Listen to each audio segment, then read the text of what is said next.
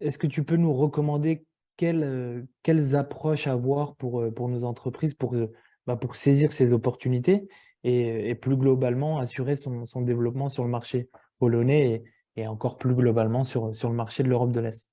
Ouais, tout à fait. Donc, on pareil, je reprends les 2 axes, hein. Ce que je vais appeler opportunité sourcing, donc c'est l'opportunité d'aller identifier des bons fournisseurs et d'assurer sa supply chain, de diversifier sa supply chain, de la sécuriser sur la zone. Aujourd'hui, on a fait une analyse sur les 3 dernières années, on voit clairement que ce qui fait la différence, c'est d'avoir une vraie stratégie de sourcing. Ce n'est pas le sourcing n'est pas d'aller uniquement travailler avec un fournisseur, mais c'est d'aller véritablement en faire une stratégie.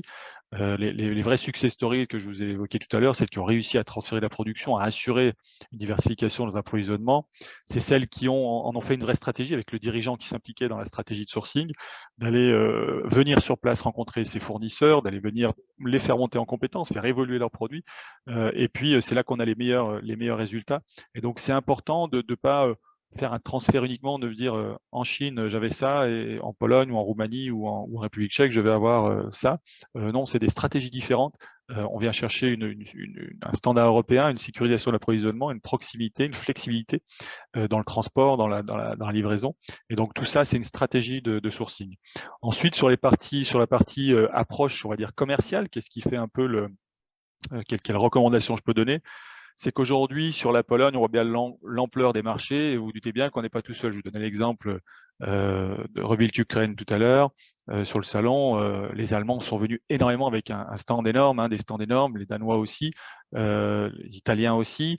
Et donc, c'est à celui qui va être le plus, sans parler des Américains, bien entendu, hein, et leur empreinte importante de plus en plus forte sur la zone, ça va être important entre guillemets, de poloniser son offre, c'est-à-dire de venir sur place et de se dire que la Pologne, c'est un marché sur lequel il va falloir investir si on veut avoir des parts de marché et si on veut avoir des parts de marché sur la zone Europe de l'Est. Aujourd'hui, la Pologne est devenue un pont un peu sur l'Ukraine.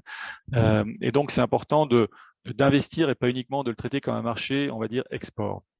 Et pour cela, il y a plusieurs aspects, hein. Il faut effectivement, c'est devenu un marché mature, un peu à l'image de l'Allemagne. Donc, il y a des entreprises sur place locales qui sont très fortes. Il y a des étrangers qui sont déjà présents. Donc, ça veut dire poloniser son offre. Ce que j'appelle poloniser son offre, il y a différents moyens. Ça peut être sous forme de représentation commerciale. Nous, on le fait pour le compte de nos clients.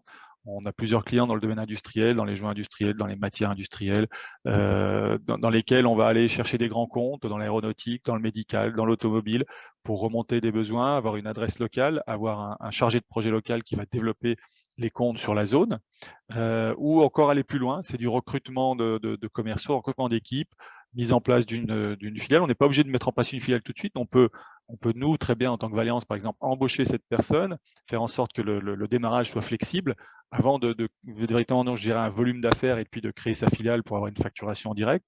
On peut faire du portage salarial, on peut faire de la gestion de paye. En tout cas, c'est important d'avoir effectivement cette présence locale et cette polonisation de l'offre pour pouvoir ouvrir des marchés, parce qu'aujourd'hui, effectivement, les Polonais ont à la fois leur marché intérieur, à la fois vont être une tête de pont sur le marché ukrainien, voire certains marchés de la zone. Et donc, ça va être important d'être plus proche de ce marché-là pour pouvoir en bénéficier.